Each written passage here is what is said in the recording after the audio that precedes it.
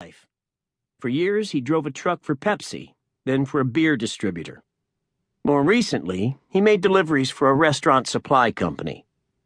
Marcia, whom Myers sometimes calls Mama, is a cafeteria worker at a local high school.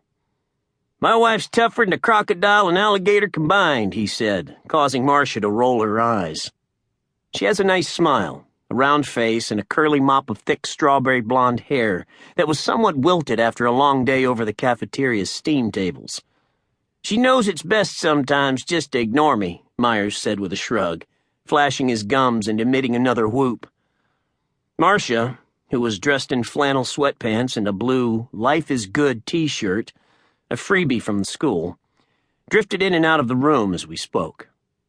She hates to even think about the topic that had brought me to their trailer on the outskirts of Dayton that day. The pair met in West Palm Beach, Florida, when Myers was 35 and Marcia was 19. Tommy had grown up in Dayton, but after his divorce, he arranged a transfer through Pepsi.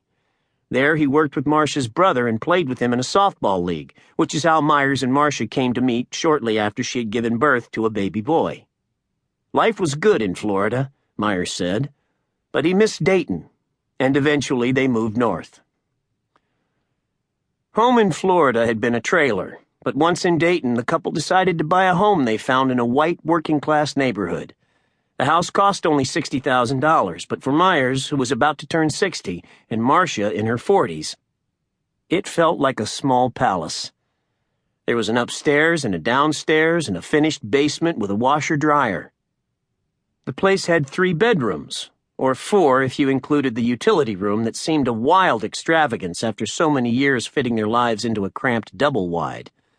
They had a decent-sized backyard where Marcia liked to tend to her plants.